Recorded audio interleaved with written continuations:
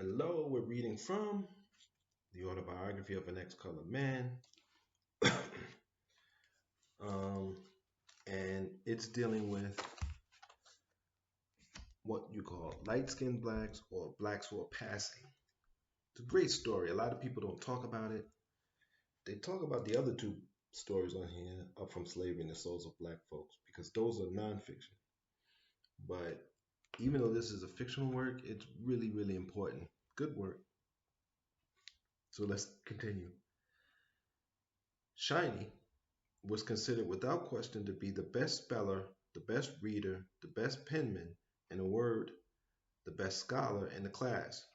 He was very quick to catch anything, but nevertheless studied hard.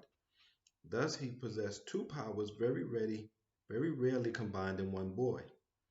I saw him year after year on up into the high school win the majority of the prizes for punctuality, deportment, essay writing, and declamation. Yet it did not take me long to discover that, in spite of his standing as a scholar, he was in some way looked down upon. The other black boys and girls were still more looked down upon. Some of the boys often spoke of them as niggers. Sometimes on the way home from school, a crowd would walk behind them repeating, "Nigger, nigger, never die, black face and shiny eye."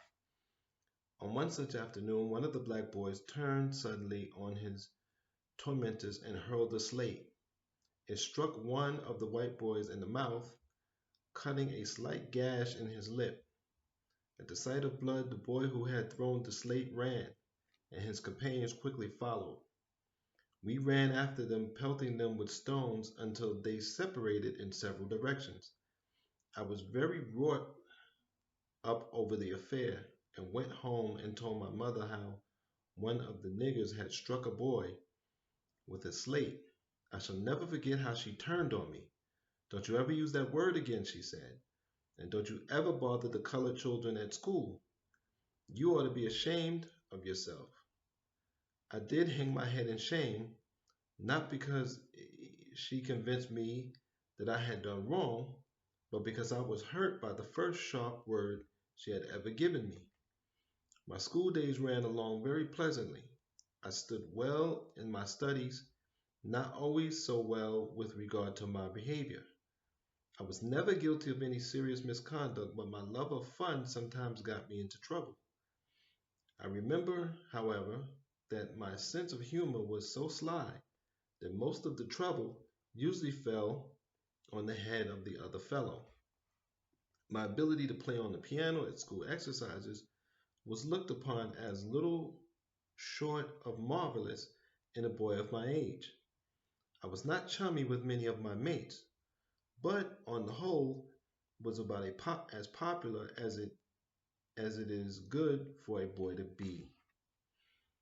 One day near the end of my second term at school, the principal came into our room and, after talking to the teacher, for some reason said, "I wish all of the white scholars to stand up for a moment."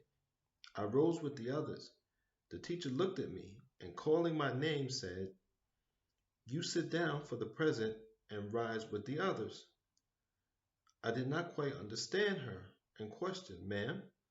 She repeated with a softer tone in her voice, "You sit down now and rise with the others." I sat down dazed. I saw and heard nothing. When the others were asked to rise, I did not know it.